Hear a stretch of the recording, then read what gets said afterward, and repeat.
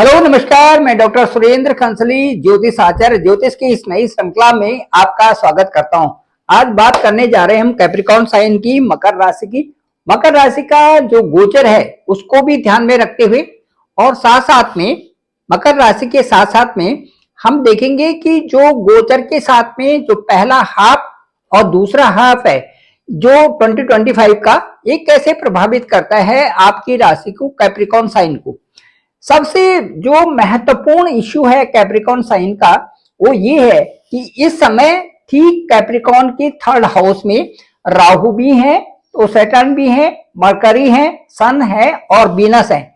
इस तरह से ये जो पंचग्रही योग है और उनके साथ में सूर्य भी यहाँ पर है, 6 ग्रहों की युति है ठीक तीसरे हाउस में मकर राशि की। अब मकर राशि जो है 3 नक्षत्रों से बनी हुई है, उसमें है उत्तराषाढ़ा, श्रवण और धनिष्ठा। उत्तराषाढ़ा के 3 चरण है, दूसरा, तीसरा और चौथा, और उसके बाद श्रवण की 4 चरण है और फिर जो है धनिष्ठा के पहला और दूसरा चरण है। इस तरह से ये 9 चरणों से बनी हुई ये राशि है और उत्तराषाढ़ा, श्रवण और धनिष्ठा, इनका सम्मिश्रण ही, इनका स्वभाव ही, इनका जो एक व्यवहार है वही इस राशि में समाहित है। अब मैं आपको ये बताऊंगा कि जो ये मकर राशि है, जो कैप्रिकॉर्न वाले हैं, इनके लिए जो 2025 है, जो एनुअल जो वार्षिक इनका जो वार्षिक विश्लेषण रहेगा वो डिपेंड करता है कुछ तो पहले हाफ पे और कुछ दूसरे हाफ पे। कहने का मतलब है कि जो मई जून तक का जो समय है और उसके बाद मई जून के बाद जो दिसंबर तक का जो समय है, इन दोनों का अलग अलग प्रभाव इनके साथ में है। वो कैसे है और किस तरह से प्रभावित करेगा, चलिए इसके बारे में बताते हैं। मैं आपको ये बताना चाहूंगा कि जो मकर राशि है इसके साथ साथ में अवसरों की संभावनाएं, जो अपॉर्चुनिटीज हैं, उन अपॉर्चुनिटीज हैं जो फाइनेंशियल ग्रोथ के लिए हैं, अपने ग्रोथ के लिए है, अपनी नौकरी के लिए है, अपने सर्विस के लिए है, अपने व्यापार के लिए हैं, अपने को बढ़ाने के लिए जो ग्रोथ है वो ठीक मई तक बिल्कुल इस तरह से है कि जहां पर मेहनत भी करें और आगे भी बढ़ें, इस तरह की ग्रोथ दिखाई दे रही है मकर राशि में। उसके बाद जो मई के बाद का जो फेस होगा, जिसे हम कहते हैं कि अगला वाला हाफ जो ईयर होगा, उसमें कुछ चैलेंजेस भी हैं और साथ साथ में काम की अधिकता भी है, कुछ इसमें लीगल मैटर्स भी हो सकते हैं। इस तरह की संभावनाएं व्यक्त की जा सकती हैं ग्रहों के गोचर के आधार पर और उनके एस्पेक्टिंग्स, जो जहां जहां पर एस्पेक्ट कर रहे हैं, जहां जहां पर देख रहे हैं, उनके आधार पर उसका इम्पैक्ट कुछ और ही है जो कि पहले वाले प्रभाव में है। चलिए इसकी भी चर्चा करते हैं। पहले वाला फेस देखते हैं कि मकर राशि के लिए पहला फेस जो जनवरी से और सीधे मई तक है वो किस तरह से काम करने वाला है, इसके बारे में चर्चा करते हैं। देखिए जो ग्रहों की स्थिति होगी, ये पहले तो सैटर्न यहां पर थे। सैटर्न का सेकंड हाउस का मतलब है कि मेहनत करना और अपने को बहुत अच्छी तरह से जांच परख करके सबके समस्त ऐसा पेश करना कि जिससे कि आपकी क्षमताएं भी हैं और साथ साथ में आपका कौशल भी सामने दिखे, वो यहां पर था। अभी 29 मार्च को सैटर्न आपके थर्ड हाउस में आ गए हैं। कहा तो ये जाता है कि सैटर्न थर्ड हाउस में अच्छे परिणाम देते हैं। अच्छे परिणाम इसलिए क्योंकि ये पराक्रम का हाउस है और पराक्रम के हाउस में यदि कोई ऐसा ग्रह आ जाता है वहां पे जो कि आपके पराक्रम को बढ़ाता है, तो इससे अच्छी बात और क्या हो सकती है। लेकिन इसके साथ साथ में दूसरी जो व्याख्या यहां पर कर सकते हैं वो ये है कि सैटर्न का अपना स्वभाव भी है और अपना व्यक्तित्व भी है। थर्ड हाउस को अच्छा बनाने के साथ साथ में उनकी जो नजर होंगी वो आपके 1, 2, 3, ये देखिए सीधे पंचम स्थान पे होगी। पंचम स्थान का मतलब है आपकी विद्या, आपके कार्य, आपकी संभावनाएं जिसमें आपकी शादी सगाई होती है, इसके अलावा जो लव रिलेशन है और आपके कई तरह की वो चीजें जिनकी आप शुरुआत करने जा रहे हैं, उन सब चीजें में सब सब चीजों में यहां पर चैलेंज बना रह सकता है। इसके साथ साथ में जो सैटर्न की दूसरी नजर होगी वो होगी सीधे भाग्य स्थान पे। भाग्य स्थान का मतलब है कि सैटर्न जहां पर नजर डालेंगे वहां पर आपसे मेहनत ज्यादा करवाएंगे। उसके बाद सीधे नजर होगी आपके द्वादश भाव पर, जो 12th हाउस है। 12th हाउस का मतलब है कि जहां भी आप दूरस्थ क्षेत्रों में अप्लाई कर रहे हैं, दूरस्थ क्षेत्रों में जा रहे हैं, दूरस्थ क्षेत्रों से इनकम प्राप्त कर रहे हैं, उन पे मेहनत की ज्यादा आवश्यकता होगी। ये है सैटर्न के गोचर का प्रभाव। अब इसके बाद मैं ये बताऊंगा कि यहां पर जो राहु जो यहां पर 5th हाउस में जो बृहस्पति है, ये 1st हाउस में सैटर्न के प्रभाव को कैसे कम कर रहे हैं, इसके बारे में भी चर्चा करते हैं। जो जुपिटर है ये आपके 5th हाउस में ठीक 14 मई 2025 तक बने रहेंगे, ठीक आपके 5th हाउस में। 5th हाउस आपका ज्ञान का है, 5th हाउस आपका नॉलेज का है, 5th हाउस आपकी स्कीम्स का है, 5th हाउस आपकी योजनाओं का है, 5th हाउस आपकी हायर स्टडीज का है, 5th हाउस आपका लव रिलेशन का है, 5th हाउस आपके कई सारे उन कार्यों को करने का है जो कि आपके पेंडिंग पड़े हुए थे, विलंबित कार्य हैं, उनके लिए एक प्रस्तावना, एक इंट्रोडक्टरी पार्ट आपका 5th हाउस होगा। अब 5th हाउस की जो मर्यादा है उसमें यहां पर टॉरस साइन में यहां पर जुपिटर बैठे हुए हैं। टॉरस में जुपिटर का बैठना, टॉरस साइन में जुपिटर का बैठना 5th हाउस में कई सारी संभावनाओं को बताता है। वो संभावनाएं जैसे कि यहां से संबंधित जो भी लोग अपने परिवार को बढ़ाना चाहते हैं, उनके लिए परिवार की बढ़ोतरी भी होगी।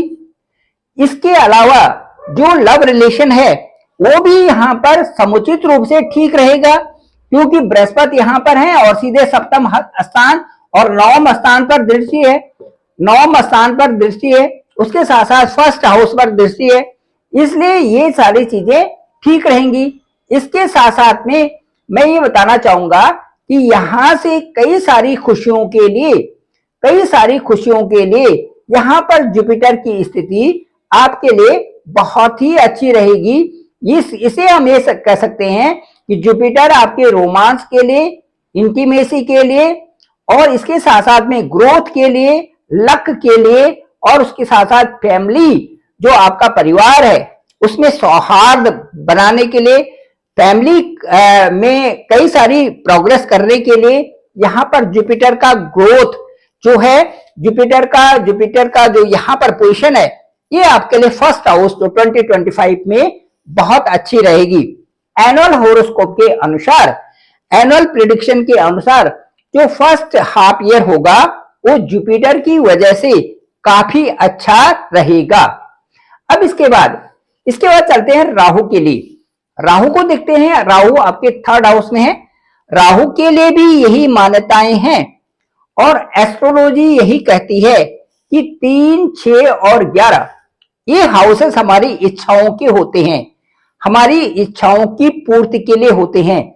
3rd प्लेस, 6th प्लेस और 11th प्लेस। अब जब 3rd, 6th और 11th प्लेस हमारी इच्छाओं के लिए होते हैं, वो किस तरह से? 3rd प्लेस को हम अपना पराक्रम भी कहते हैं, 3rd प्लेस को हम अपनी कार्यों की शुरुआत भी कहते हैं, 3rd प्लेस को अपना कम्युनिकेशन भी कहते हैं, 3rd प्लेस को अपना काउंसलिंग भी कहते हैं। थर्ड जो हाउस है उससे हम अपनी कार्यों के मेथड्स, अपनी कैपेबिलिटी, ये सारी चीजें हम 3rd हाउस से देखते हैं। इनको अच्छा बनाने के लिए राहु की यहां पर बहुत अच्छी भूमिका रहेगी। अब राहु की भूमिका यदि 3rd हाउस में अच्छी है तो राहु 3rd हाउस से संबंधित सारी चीजों की प्रोग्रेस कर देंगे। लेकिन साथ साथ में जो राहु की एक्सपेक्टेशन होगी, जो एस्पेक्ट्स करते हैं राहु, वो किन हाउसेस को करते हैं? यहां से 1, 2, 3, 4, 5, ये देखिए यहां से राहु का जो पहला हाउस, जो 18 मई 2025 तक वर्ष का पहला पड़ाव राहु आपके जो जीवन है, जो आपका वैवाहिक जीवन है, मार्टल जो लाइफ है, यहां पर मैरिज जो लाइफ है, यहां पर उतार चढ़ाव की स्थिति बनाए रखेंगे। 6, 7 उसके बाद जो आपका भाग्य है, लक है, इसमें भी कई प्रकार से इसमें चेंजेस आने की संभावनाएं हैं। इसमें आपकी नौकरी में, आपके सर्विस में चेंजेस, वहां पर कुछ बदलाव आ सकते हैं। और उसके बाद विदेशों से संबंधित जो भी चीजें आप अप्लाई कर रहे हैं, या जिस तरह की वहां पर आपकी जो अप्रोच है, उन अप्रोचेस को आगे बढ़ाने के लिए यहां पर भी राहु समर्थ होंगे। अब मैं आपको बताता हूं कि राहु का जो सेकेंड फेज होगा, जो 2025 का जो अगला वाला 6 महीने होंगे, वो कैसे रहेंगे। ठीक 18 मई 2025 के बाद Rahu will transit in your second house from third house. It is because always Rahu in retrograde direction.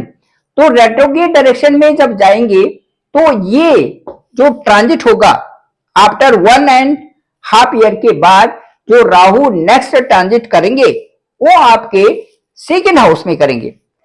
Second house में जब राहु जाएंगे तो सेकेंड हाउस से राहु का यहां पर सेकेंड हाउस में आने का मतलब है आपके लिए चैलेंजेस शुरू हो जाते हैं। परिवार से संबंधित, आपके बोलने से संबंधित, आपका इन्वेस्टमेंट से संबंधित, यहां पर वेल्थ से संबंधित ये चैलेंजेस आपके सामने आते हैं, जिनका आपने बखूबी रूप से यहां पर बैलेंस्ड करके चलना होगा। सेकेंड थिंग इज दैट कि यहां से जो राहु की जो दृष्टि होगी 1, 2, 3, 4, 5, ये 6th प्लेस पर होगी। यहां पर आपके कुछ लीगल केसेस बढ़ सकते हैं। आपके साथ में कुछ जो आपके ही लोग हैं वो किसी दुविधा से या कुछ परेशानी से आपसे अलग अलग रहना भी शुरू कर सकते हैं। ये 6th हाउस की प्रिडिक्शन है। उसके बाद यहां से 6, 7 और जो 8th जो हाउस है, इससे संबंधित, जमीन से संबंधित कुछ विवाद भी बढ़ सकते हैं। इसके बाद यहां पर देखिए ये थर्ड हाउस, ये यहां पर देखिए 10th है, और 10th हाउस पर भी राहु की दृष्टि यहां से होगी।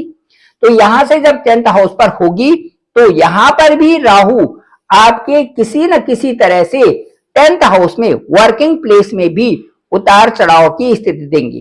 तो सेकंड फेज जो राहु के हिसाब से है, ये कहीं ना कहीं कुछ प्रॉब्लम्स दे सकते हैं।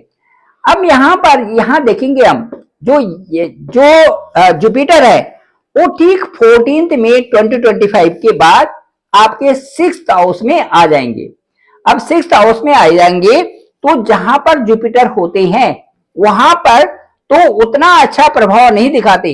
6th हाउस में जाने पर कुछ आपको शारीरिक कुछ परेशानियां, जो माइनर इश्यूज हो सकते हैं पेट से संबंधित।